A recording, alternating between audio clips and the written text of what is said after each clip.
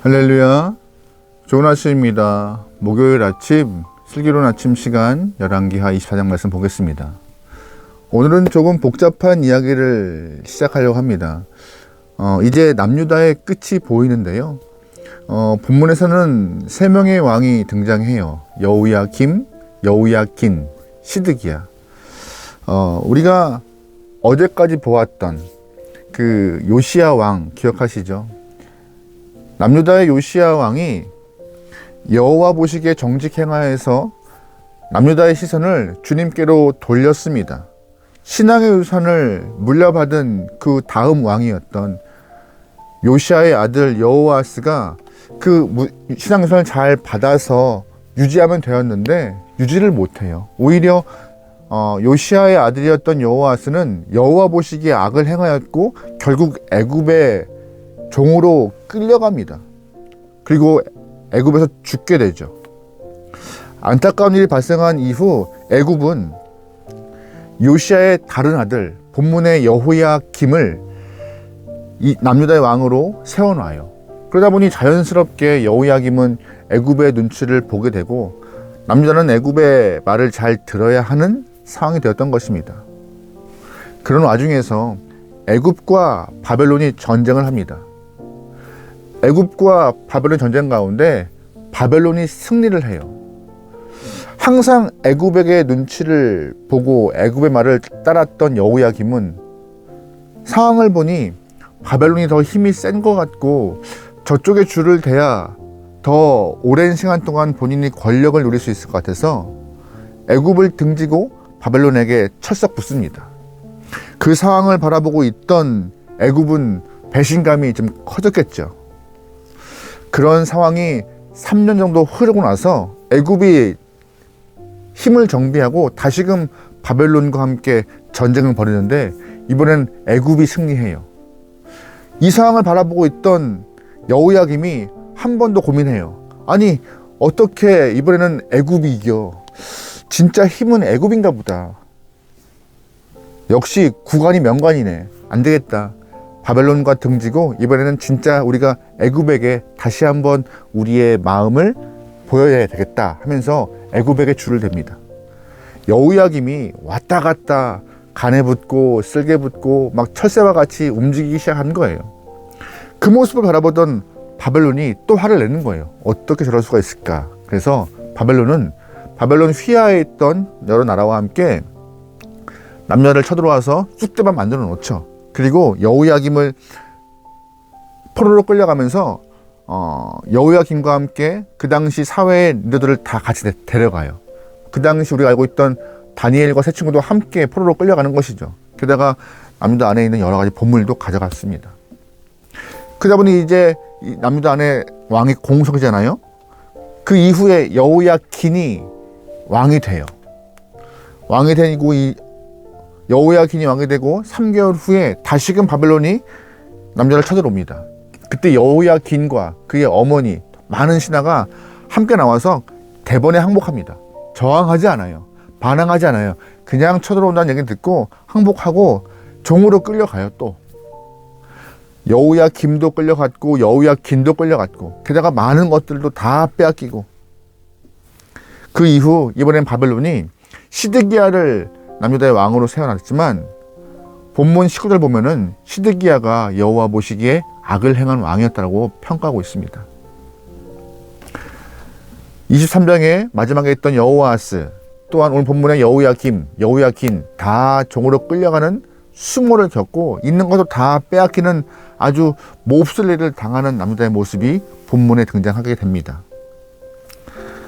남유다 이 마지막의 모습은 살기 위해 아둥바둥하는 모습이 보이고 또한 왕들이 참 판단이 흐려지고 있는 모습인 것 같아요. 여기에 붙고 저기에 붙고 아주 줏대 없는 모습의 남유다의 모습.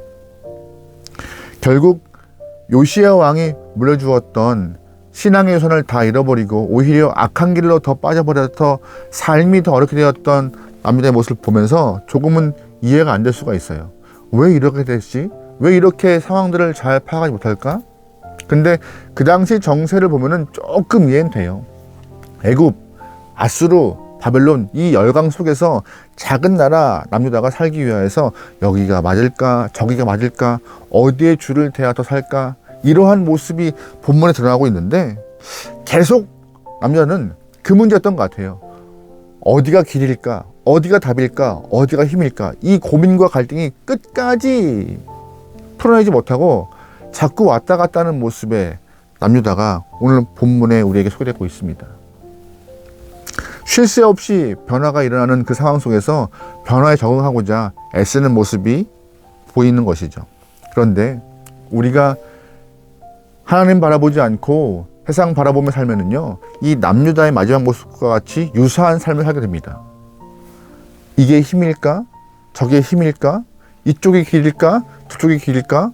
어디를 가야 더 잘 적응하고 살 수 있을까? 자꾸 하나님이 아니라 다른 것에 쫓게 되고 분주하고 고민스럽고 번뇌가 계속 있는 삶이 우리의 모습이 될 수밖에 없습니다. 세상 바라보면 살아남기 위한 고민 또한 살아남기 위한 길을 찾는 것이 우리의 인생일 수밖에 없어요. 그래서 우리는 바로 서야 합니다. 우리는요, 성도는 세상이 아니라 하나님께 줄을 선 자, 하나님께 줄을 댄 자입니다. 그래서 하나님을 쫓아야 하는 것이고 끝까지 주와 함께하는 것이 살 길이며 그게 우리의 희망이고 답이라는 것을 잊지 않아야 합니다. 성도는요, 하나님만 바라보고 하나님께 의지하며 살아가는 것이 답입니다. 연약한 육신을 가지고 우리가 여기에 저기에 왔다 갔다 하는 순간 우리 또한 이 모습, 남유다의 모습과 같이 모든 것도 빼앗겨 버리고 수모와 몹쓸 일을 당할 수밖에 없는 인생으로 전락해 버리는 것입니다. 여러분, 인생의 줄 자꾸 옮겨대면은 안전할까요? 안전하지 않습니다. 오히려 그냥 하나님께 줄 대고 사는 것이 안전한 길이에요. 사람들은 이때마다 어떻게 하면 좋을까? 문제가 발생하면 어떻게 좋을까? 처방에만 집중해요. 아니요, 처방에 집중하는 순간 자꾸 분주해져요. 하지만 왜 일이 발생했는가라는 진단에 더 먼저 집중하는 것이 답을 찾을 수 있는 좋은 힌트예요. 왜 일이 발생했는가? 남유다는 진단보다 처방, 이 상황에서 어떻게 우리가 살 수 있는 길을 얻을 수 있을까? 그 처방에 집중하여서 어떻게 답을 얻기 위해 이쪽에 줄대고 저쪽에 줄대지만 진짜 왜 일이 발생했는가? 왜 이런 모습이 남유다 안에 일어났을까? 그 근본적인 이유를 못 찾다 보니 자꾸 헤매는 것이죠. 여러분, 그러기에 진단이 더 우선인 것입니다. 아무리 약이 좋으면 뭐예요? 진단에 맞지 않은 약을 주면은요, 비싼 약이라 해도 효과가 없는 것입니다. 아무리 좋은 약이라 해도 내 몸에 맞지 않는 것이에요. 그래서 진단을 먼저 하고 거기에 맞는 약을 쓰는 것이 더 좋은 효과를 보고 건강해지고 병이 낫는 길인데 남유다가 그걸 놓친 거예요. 그러다 보니 자꾸 악한 길로 하나님이 원치 않는 모습으로 문제를 풀어가 상황을 더 어렵게 만들었던 것이죠. 세상은 참 빨리 변해요. 그 빨리 변하는 세상 속에서 적응하려고 우리는 무던히 애를 씁니다. 성도 또한 그 변화에 반응하기 위해서 또한 도태가 되지 않기 위해서 애쓰죠. 하지만 성도는요, 변화하는 세상 안에서 그 변화를 잘 타고 넘어가는 영혼들이 아니에요. 성도는요, 변화하는 세상 안에서 변하지 않는 진리를 찾는 것이고 그 진리에 마음을 두고 살아가는 영혼들입니다. 진리는요, 변하는 것이 아니에요. 언제나 같은 자리에서 같은 모습으로 우리에게 딱 서 있는 것이 진리인 것입니다. 바로 하나님이시죠. 신앙인은 변화에 민감하지 않고 오히려 진리에 민감한 영혼인지라 여러분과 저의 삶은 하나님의 말씀에 민감하고 주님께 줄을 대어서 주님을 쫓아가는 삶이 되어야 하는 것입니다.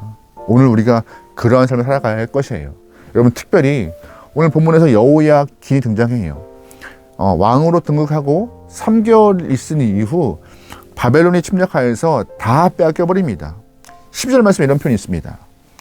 유다의 왕 여호야긴이 그의 어머니와 신복과 지도자들과 내시들과 함께 바벨론 왕에게 나아가매 왕이 잡으니 때는 바벨론의 왕 8째 해이라. 그가 여호와의 성전의 모든 보물과 왕궁의 보물을 집어내고 또 이스라엘 왕 솔로몬이 만든 것 곧 여호와의 성전의 금그릇을 다 파괴하였으니 여호와의 말씀과 같이 되었더라. 아멘. 여호야긴이 바벨론의 침략함을 듣고 나가요. 항복하려고. 손 들죠. 하지만 끌려가 붙잡힙니다. 게다가 다 빼앗겨버려요. 살 줄 알고 손 들고 항복했는데 오히려 붙잡혀서 끌려가고 다 빼앗기는 수모도 경험합니다.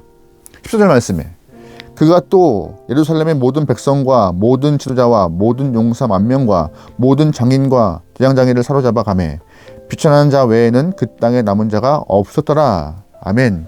이제 남자에 남은 것은 비천한 자밖에 없더라고. 다 끌려가서. 이 모습 보면은요, 참 가슴이 아파요. 왠지 아세요? 이스라엘 사람들은 종으로 시작했어요.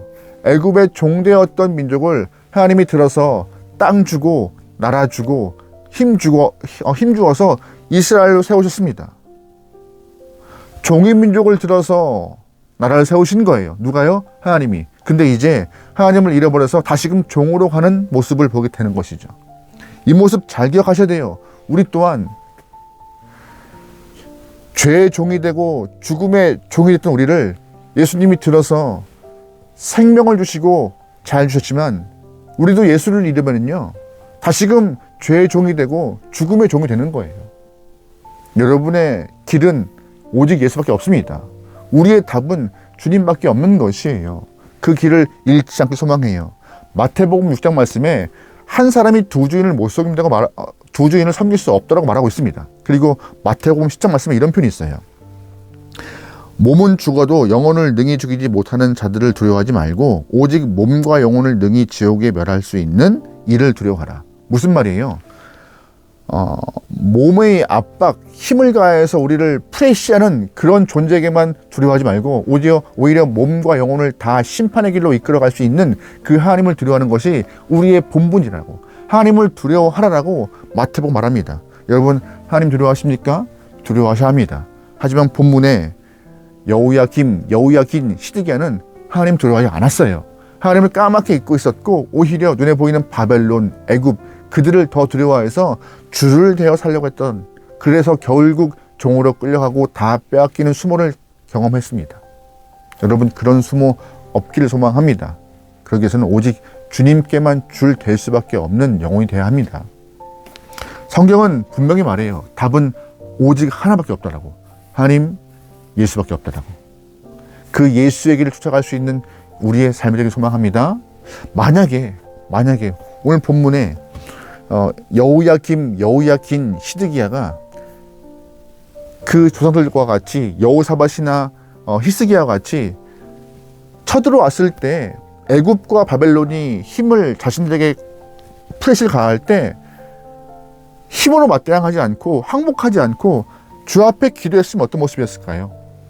암몬과 모압이 쳐들어왔을 때 여호사밧은 백성과 함께 기도하여서 그 상황을 다 물리쳤습니다.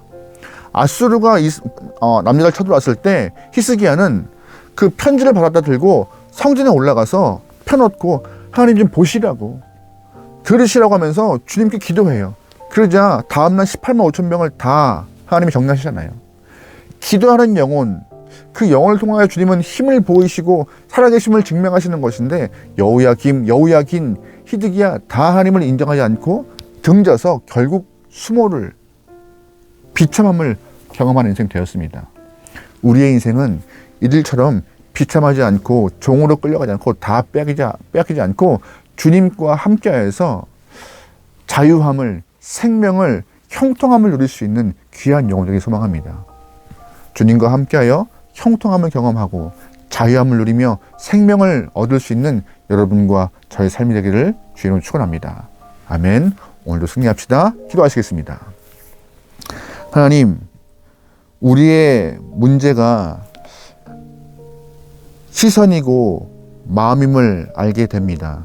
누구를 향하여서 마음을 주고 있으며 무엇을 바라보고 있는가 스스로 반성하고 주님만 바라보고 주님께만 내 마음을 드릴 수 있는 귀한 영혼 되게 허락하소서. 상황 따라서 또한 분위기 따라서 이쪽 저쪽 왔다 갔다 하는 그러한 모습이 아니라 언제나 올곧게 믿음 안에서 주님을 쫓아갈 수 있는 귀한 영혼 되게 허락하소서. 믿음으로 승리하고 형통의 은혜를 경험하기 원합니다. 주님이시여 기름 부어 주시옵소서. 모든 걸 맡기오며 예수님의 이름으로 기도합니다. 아멘.